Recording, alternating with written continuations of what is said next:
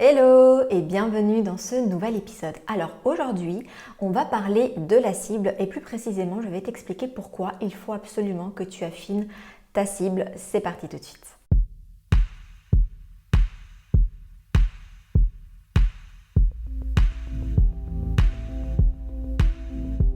Alors, la cible en business, en entrepreneuriat, ça fait partie des fondamentaux, des bases qu'il faut absolument connaître et implémenter dans ton business. Donc, si tu t'es déjà lancé et que tu n'as pas encore fait ce travail, ça tombe bien, tu pourras en savoir plus aujourd'hui avec cet épisode. Si tu es porteuse de projet, ça tombe bien aussi parce que tu vas pouvoir y réfléchir avant même de te lancer. Ça fait partie vraiment des fondamentaux, des bases, des choses que j'enseigne en premier dans mes programmes et aussi dans mes coachings one-one. Alors, la cible, c'est quoi? On parle aussi de positionnement, d'accord? On parle aussi de marché, de persona, de choses comme ça, mais tout n'est pas pareil. Souvent sur les réseaux, tu entends que le persona, c'est la cible et que la cible, c'est le marché et que le persona, c'est le marché et que tout ça, c'est ton positionnement. Non. Oui, ça fait partie du même domaine, on est d'accord, hein, on parle de la même chose, plus ou moins, mais il y a des particularités. Alors aujourd'hui, je ne vais pas revenir sur les caractéristiques de chaque. Si c'est quelque chose qui t'intéresse, tu pourras retrouver tout ça dans mes programmes, notamment la Digital Business School, qui est une formation business que tu retrouves dans le programme Business Clé en main ou Business 5 étoiles. Tu auras les liens si tu veux en savoir plus. Donc, je ne vais pas rentrer là-dedans aujourd'hui. Aujourd'hui, je vais te parler plus spécifiquement de la cible. Donc, la cible, c'est quoi? C'est tout simplement les personnes auxquelles tu t'adresses. D'accord? Donc, ces personnes, en fait, si tu veux, c'est les personnes à qui tu veux vendre tes produits, tes services, tes offres, voilà. Tout ce que tu vends, en fait, tu les vends pour une cible. Alors là, peut-être tu vas me dire, ah, d'accord, mais moi je peux vendre à tout le monde parce que ce que je fais, ça peut aider tout le monde et je ne veux pas forcément me bloquer avec une cible. Pourquoi je dois avoir une cible? Alors, sache que ce critère-là, il est très fréquent et je l'entends, je le vois sur les réseaux sociaux et surtout je l'entends aussi beaucoup avec les entrepreneurs avec qui je travaille, que j'accompagne. Donc c'est normal. Moi aussi, à mes débuts, quand j'ai commencé, je me suis lancée en tant que business coach, je voulais accompagner tout le monde. D'ailleurs, au début, je n'étais même pas business coach, j'étais business and life coach. Pour te dire, tellement c'était vaste. Donc je faisais du coaching de vie et du coaching business parce que moi, j'aimais bien le développement personnel, j'aimais bien aussi l'entrepreneuriat et je savais que j'avais les compétences pour aider beaucoup de personnes. Surtout que une des particularités du coaching, que tu retrouves sûrement dans les thérapies, c'est des outils en fait qui permettent vraiment d'aider différentes problématiques. C'est-à-dire que par exemple, si tu es thérapeute, tu peux peut-être aider des personnes qui ont des douleurs physiques, des douleurs psychologiques, des problèmes spécifiques, des adultes, des jeunes, des ados. Tu peux certainement aider plein de gens. Avec le coaching, c'est pareil, c'est un outil formidable qui permet vraiment d'aider plein de gens. Alors au début, on n'a pas envie de se nicher. On appelle ça se nicher, d'accord? C'est trouver une niche dans laquelle il y a notre cible. Et au début, on n'a pas envie de se nicher parce qu'on a peur en fait de perdre des clients. Vraiment, c'est ça. C'est qu'on va se dire, mais moi, si je me focalise sur cette tranche de personnes-là qui ont ces problèmes spécifiques-là, je vais me priver de tous les autres. Eh bien oui, oui, mais l'avantage, c'est qu'en faisant ça, tu vas vraiment pouvoir te concentrer sur une catégorie de personnes et crois-moi, si tu fais des recherches et que tu regardes combien de personnes ont cette problématique ou ont ces caractéristiques que tu vas pouvoir solutionner, il y a vraiment, vraiment de quoi faire, même avec la concurrence, crois-moi, il y a vraiment, vraiment de quoi faire. Donc ne t'inquiète pas, il y a suffisamment de personnes à aider ou à qui tu peux vendre ce que tu proposes. Ne t'inquiète vraiment pas là-dessus.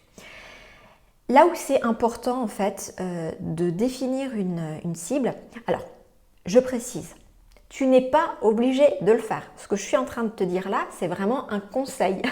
Tu n'es pas obligé, tu n'es obligé de rien de toute façon en business. Tu peux réussir quoi que tu fasses. Simplement, ce que je te dis là aujourd'hui, c'est pour maximiser tes chances de faire plus de ventes plus rapidement et plus efficacement. D'accord? Ensuite, tu pourras même avoir plusieurs cibles.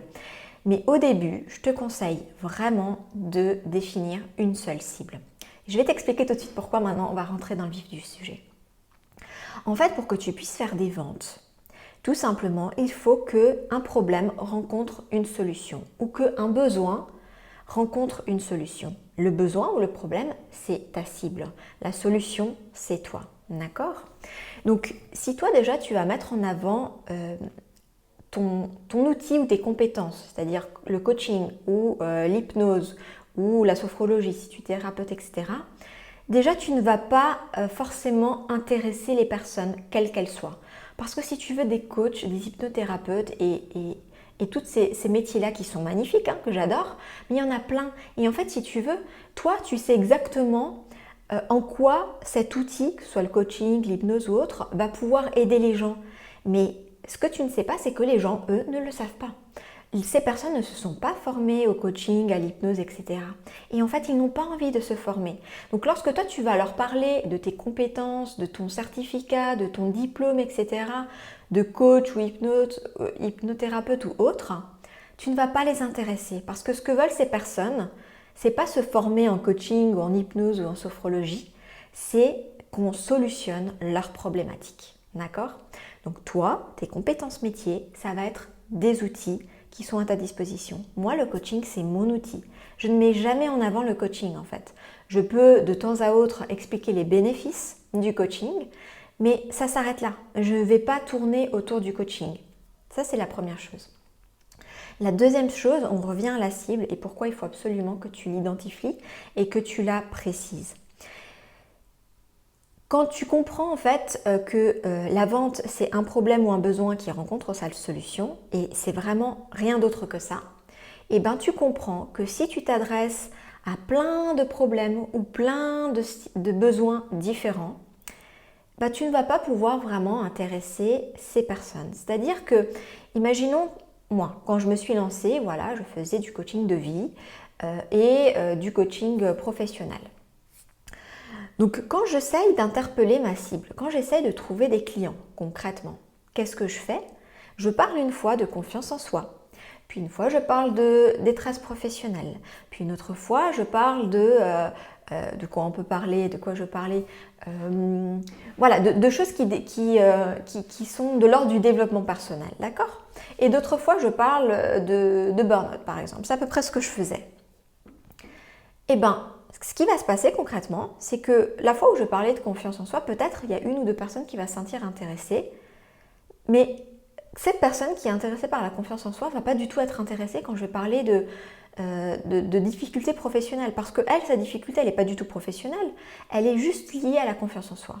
Et les personnes à qui ça va parler quand je vais parler de détresse professionnelle, ben, ne vont pas se sentir forcément concernées par la question de la confiance en soi.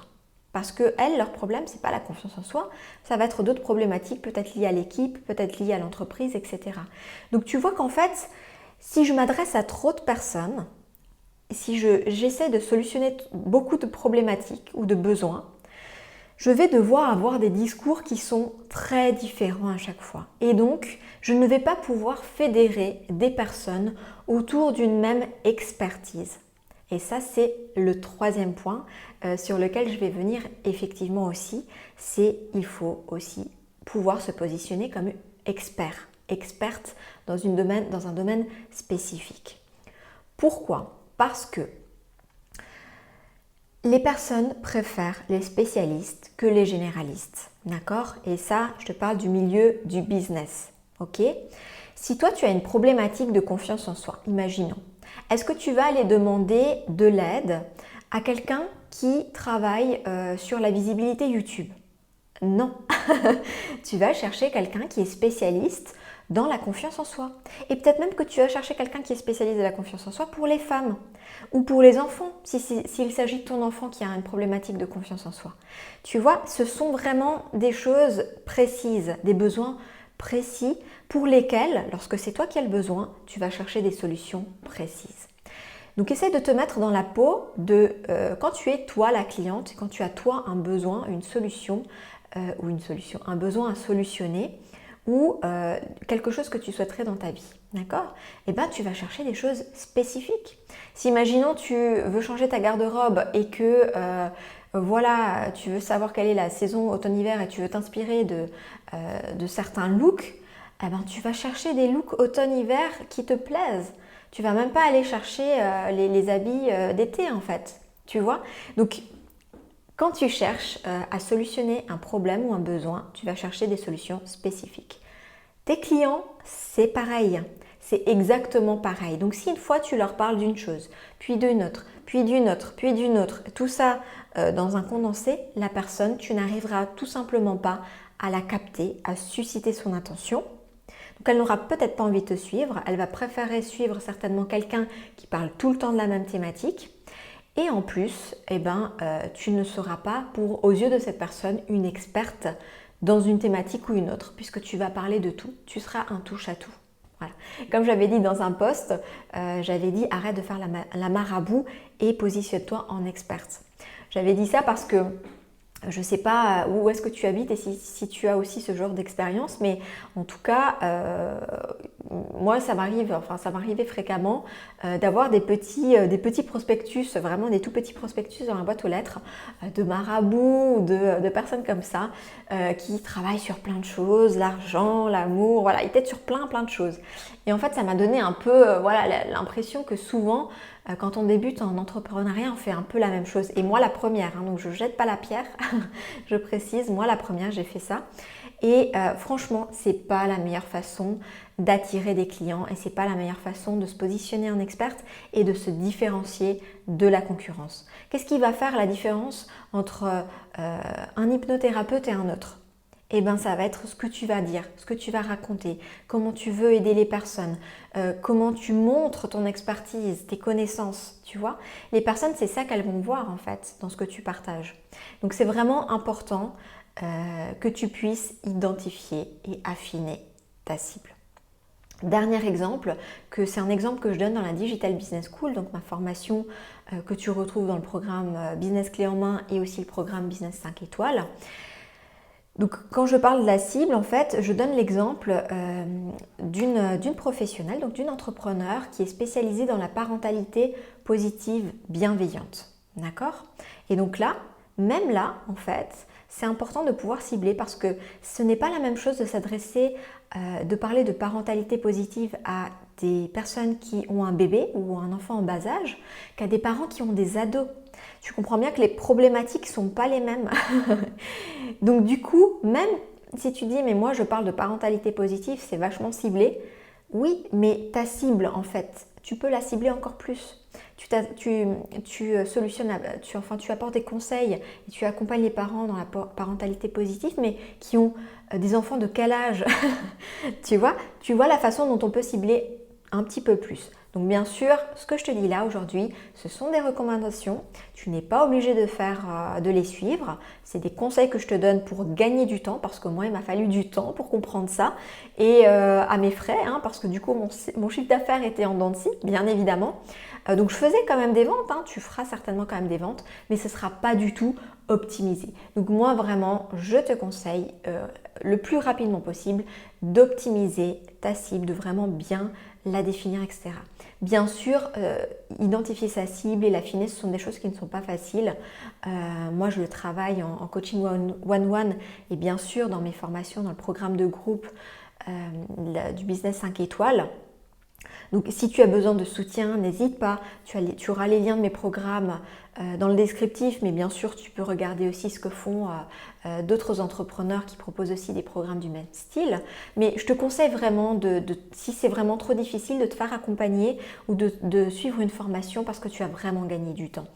Et ça, c'est aussi une des erreurs que j'ai fait à mes débuts, c'est que je ne me suis pas formée tout de suite. J'ai mis du temps et du coup, tout ce temps-là, où je pensais être suffisamment capable parce que je suis autodidacte, en fait, oui, je suis capable, c'est juste que ça va me prendre 1 an au lieu de me prendre 3 mois. Voilà, c'est juste dommage, en fait, c'est juste dommage.